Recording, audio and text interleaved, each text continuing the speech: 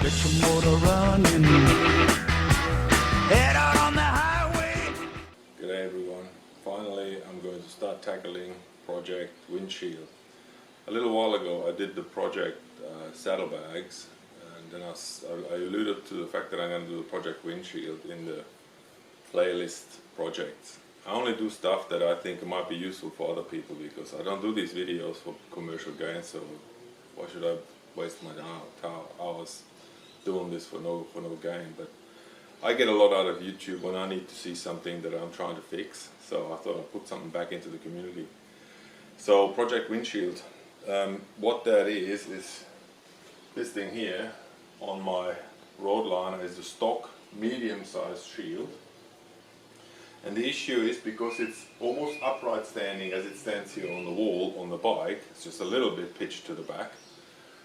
There's a lot of turbulence that gets generated from the back pressure, or from the vacuum that's behind the shield. At least that's my theory. And I know that, for example, bikes like the Goldwings have vents in the middle of the shield, presumably to prevent the vacuum forming in the back and therefore reducing the turbulence around it.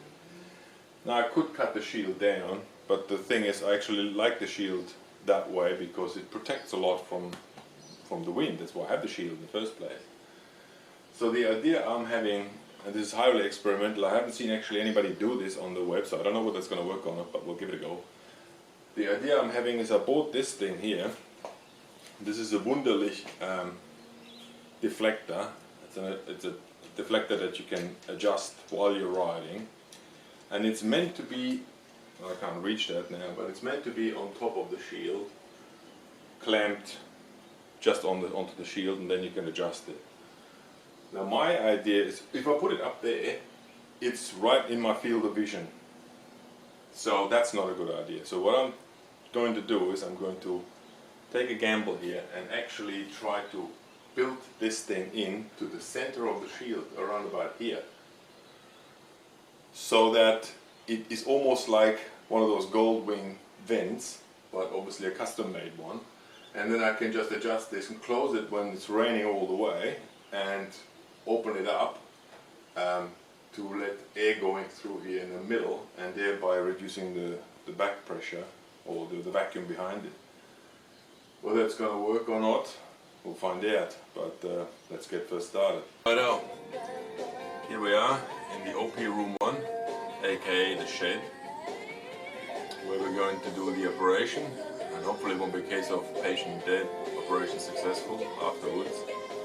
We'll see. So first things first, this is not, by the way, a video on how to do it best. I'm just going to do it the way I think it could be done.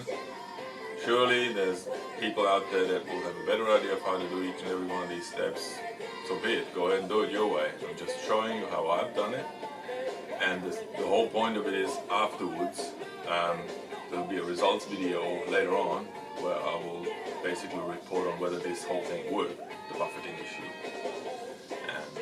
So, first things first is we're going to cut a little square hole in here, just as low as I can above this metal bar, to actually mount the one Wunderlich.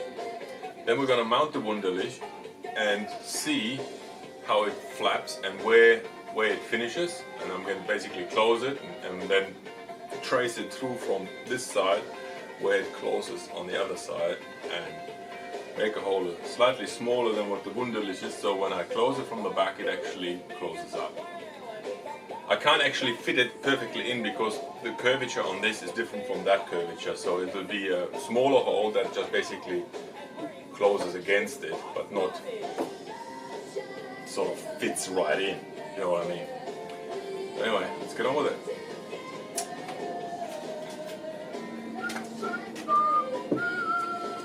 Minutes non-stop at River 949 from Ed Sheeran to Asia. It's the best music.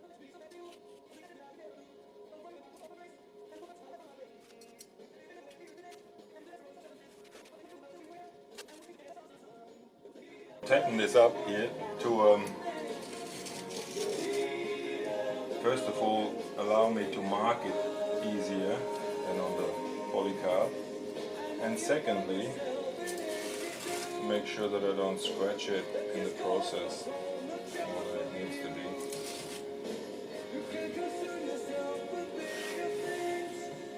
You can use any kind of tape, I guess. As I said, there's blue stuff lying around, so I'm using what I'm having. Let's see if that's enough. So this will be roughly about here. That's more than enough. So probably a bit higher, so it'll be around about there. Perfect. Should be good. That's enough taping.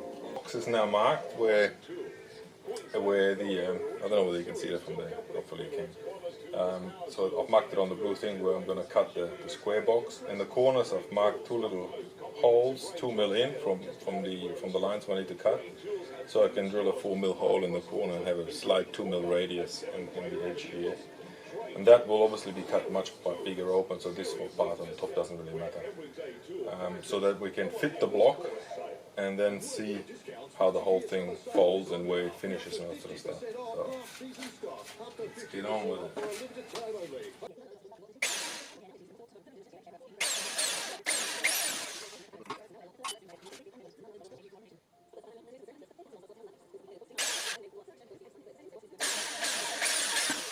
So that's done. It's your place.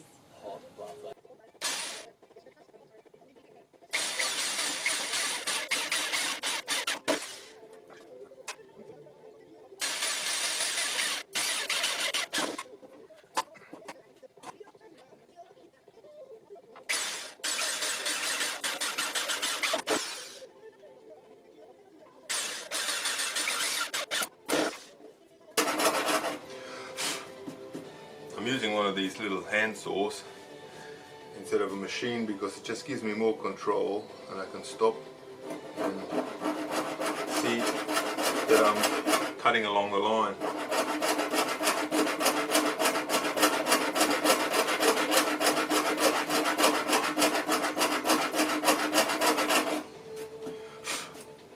Since I'm not cutting stainless steel, it'll get there eventually.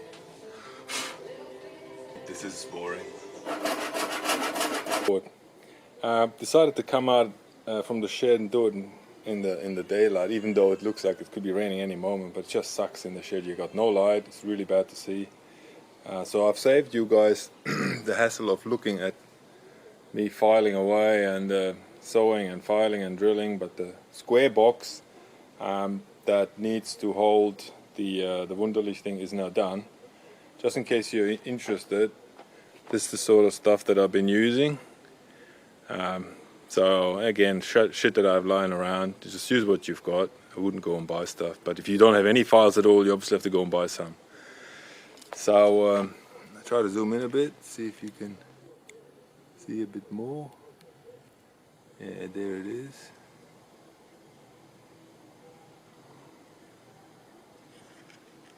So there's the square opening.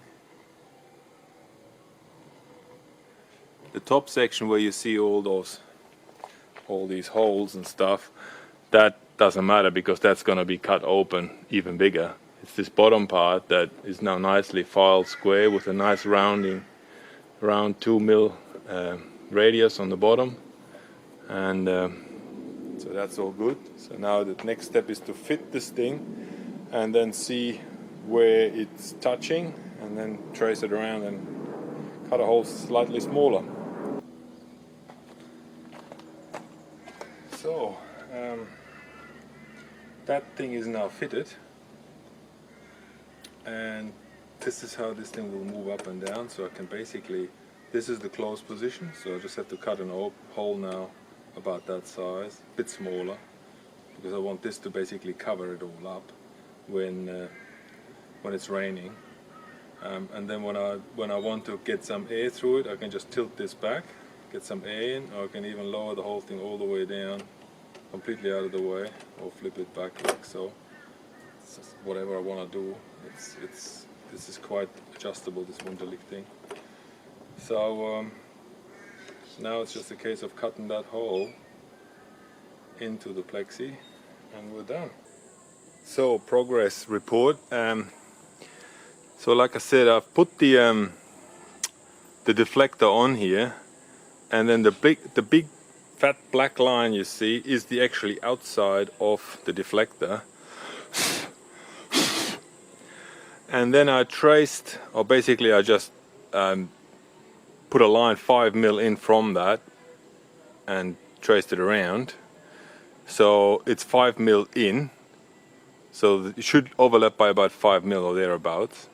And then I basically just use the big hole saw to cut the 4 corners, and the rest I'm just going to use with the hacksaw, with the hand sack hacksaw that I had over there before, and then just clean it up nicely until it's all smooth, and that should be it. So now comes the boring part, the sawing and the filing, my favorite part of the job. But so far so good, everything's gone to plan. Fruits of my labor all done. So as you can see, it's same sort of shape as the actual Wunderlich deflector, and it's behind it. This is just a touch smaller than that, so I can actually close that. It's now on a slight angle, 15-degree angle, which is where I'm going to try it first, to see if it's working or not, and then I can close this all the way so it's flush, or I can even lower it all the way down so it's just completely open and hitting my chest. I'm gonna have to experiment with that and see how it goes and which way it works, and hopefully this whole exercise wasn't for nothing, and one of the settings will reduce my head buffeting. So we'll see how it goes. Sorry about the fucking mower in the back and my language. Cheers. Oh yeah, I'm gonna put a video up a bit later to confirm whether this has worked or not.